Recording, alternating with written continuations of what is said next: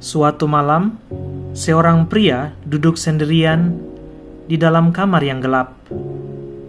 Lampu redup, suasana sunyi. Namun pikirannya tidak pernah benar-benar tenang. Ia memikirkan masa lalunya, kesalahan-kesalahan yang pernah ia lakukan, keputusan-keputusan yang ia sesali, hal-hal yang seharusnya tidak ia katakan, tetapi sudah terucap. Semuanya terasa seperti bayangan yang terus mengikutinya. Ia mencoba melupakan, ia mencoba memperbaiki hidup. Namun setiap kali ia melangkah maju, masa lalunya seperti menariknya kembali. Dan malam itu, untuk kesekian kalinya, ia bertanya, "Apakah aku masih bisa berubah? Ataukah aku akan selalu seperti ini?" Di tengah keheningan itu, ia mengambil Alkitab. Bukan karena ia merasa rohani, tetapi karena ia tidak tahu harus kemana lagi. Ia membuka halaman dan matanya tertuju pada satu ayat. Jadi siapa yang ada di dalam Kristus, ia adalah ciptaan baru. Yang lama sudah berlalu, sesungguhnya yang baru sudah datang. 2 Korintus pasal 5 ayat 17. Ia membaca pelan, lalu berhenti. Ciptaan baru, yang lama sudah berlalu, yang baru sudah datang. Ia mengulanginya dalam hati, namun pikirannya langsung menolak. Bagaimana mungkin? Masa laluku masih ada, kesalahanku masih nyata. Namun ayat itu tidak berkata bahwa masa lalu tidak pernah ada. Ayat itu berkata bahwa di dalam Kristus, identitas kita berubah.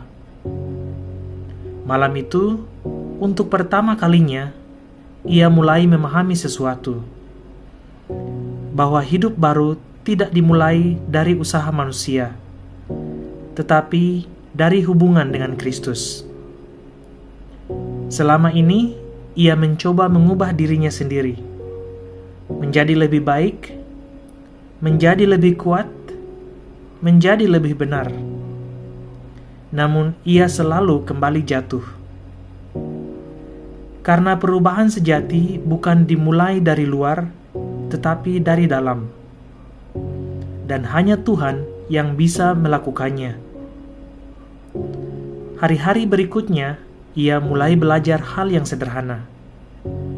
Datang kepada Tuhan, bukan dengan kesempurnaan, tetapi dengan kejujuran. Ia mulai berdoa.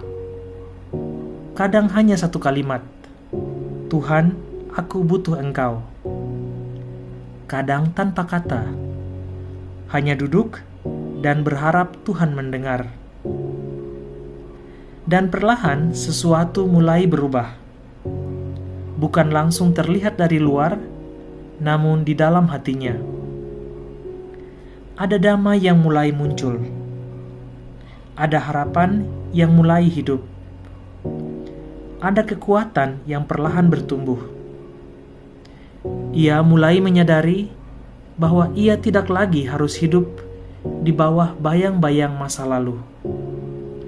Karena di dalam Kristus, ia bukan lagi orang yang sama. Ia adalah ciptaan baru. Bukan berarti ia tidak pernah salah lagi. Bukan berarti hidupnya langsung sempurna. Namun arah hidupnya berubah. Hatinya berubah. Cara ia melihat dirinya berubah. Ia tidak lagi melihat dirinya sebagai orang yang gagal. Ia mulai melihat dirinya sebagai orang yang dipulihkan. Dan itu membuat perbedaan besar. Hari demi hari, ia belajar meninggalkan yang lama. Bukan dengan kekuatannya sendiri, tetapi dengan pertolongan Tuhan. Ia belajar mengampuni dirinya. Ia belajar menerima kasih Tuhan. Ia belajar berjalan dalam identitas yang baru. Dan suatu hari, ketika ia melihat ke belakang, ia tersenyum. Bukan karena masa lalunya hilang, tetapi karena masa lalunya tidak lagi menguasainya. 2 Korintus pasal 5 ayat 17 menjadi nyata dalam hidupnya. Bukan hanya ayat, tetapi pengalaman. Hari ini, mungkin Anda juga sedang bergumul dengan masa lalu. Mungkin Anda merasa tidak bisa berubah. Mungkin Anda merasa terlalu jauh dari Tuhan. Namun firman Tuhan berkata, di dalam Kristus, Anda adalah ciptaan baru. Bukan nanti, bukan ketika Anda sudah sempurna, tetapi sekarang. Yang lama memang pernah ada, namun itu tidak lagi menentukan siapa Anda hari ini. Tuhan tidak melihat Anda berdasarkan masa lalu.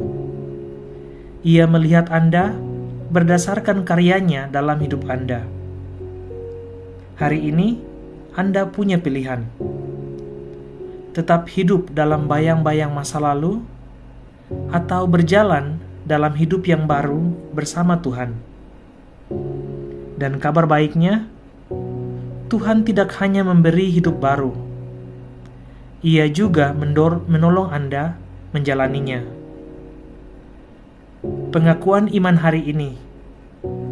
Tuhan, di dalam nama-Mu, aku adalah ciptaan baru. Mari kita tutup renungan ini dengan doa. Tuhan yang penuh kasih, terima kasih karena di dalam-Mu aku memiliki hidup yang baru. Tolong aku untuk tidak lagi terikat oleh masa lalu, tetapi berjalan dalam identitas baru yang Engkau berikan.